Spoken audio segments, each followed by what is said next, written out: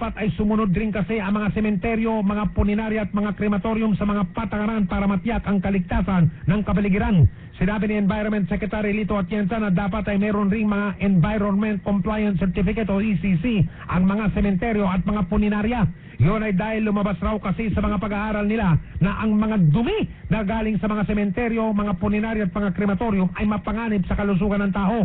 Inahalimbawa niya rito ang pagsunog ng mga bangkay sa mga krematorium. Bukod doon ay paggamit ng mga puninarya ng formaldehyde o yung tinatawag na formalin. Sinugod sa ospital kahapon ng umaga si Senate President Pro Tempore Jinggoy Estrada dahil umano sa tinatawag na viral infection.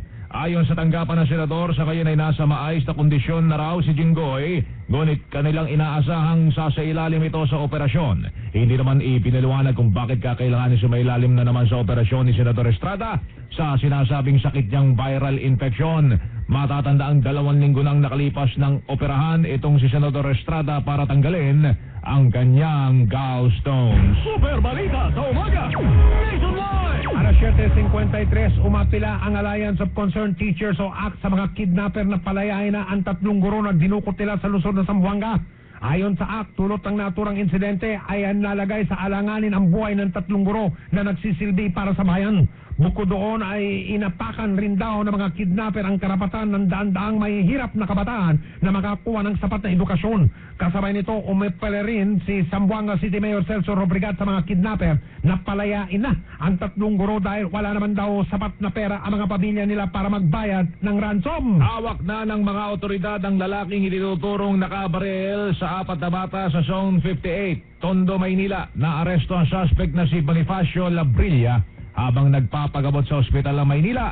Pinaghahanap naman ngayon ng mga pulis ang umano'y nakabarilan itong si Labrilla na kinilala sa alias na Baldo.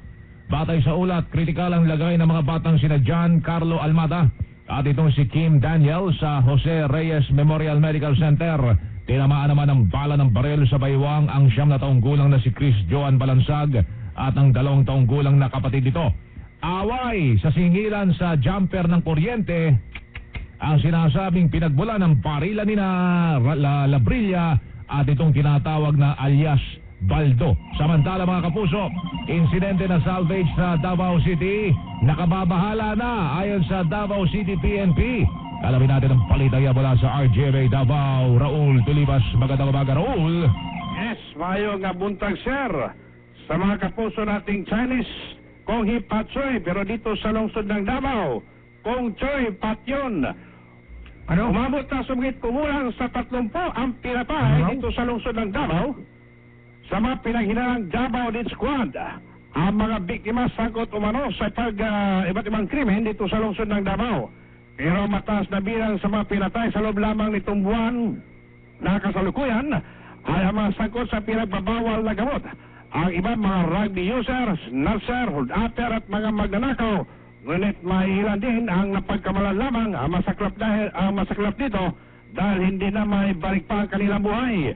Ang naturang bilang ng mga nasawi posibleng aakyat pa bago matapos ang buwang kasalukuyan matapos nagpalabas ng report ang PDEA 11 na may 85 barangay dito sa Davao City ang pinapugaran ng mga drug pusher at user.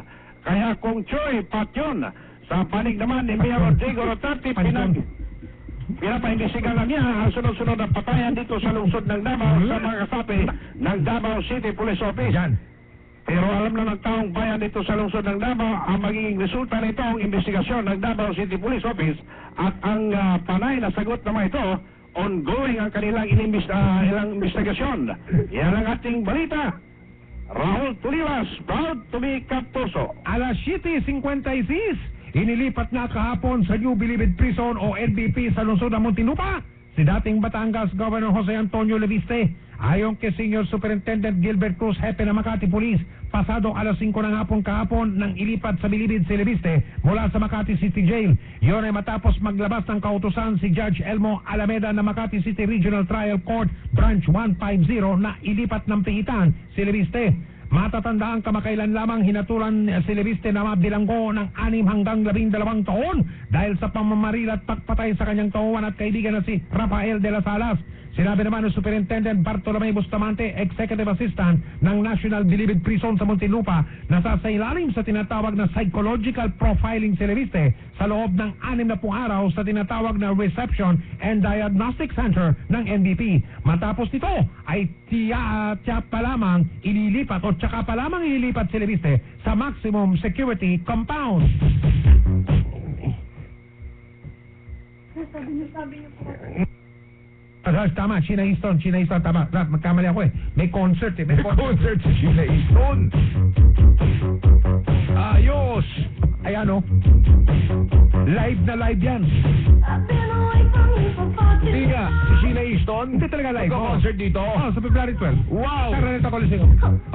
Manonood ako siya yan. mismo, si Sheena Easton. Kauna-una ang pagkakataon ito, mako-concert siya sa Pilipinas. Takin mo yan. Manonood ako ng Mike. Araneta Coliseum. Ha? Ayos! Good! WLS ito. Pero kilala si Sheena Easton sa mga ilan ding mga hindi lang mga mabibilis na mga ganyan eh. Yung mga balad. din, Balad. Ha? Nako. Mga balad. Nako! Takot-takot na tili.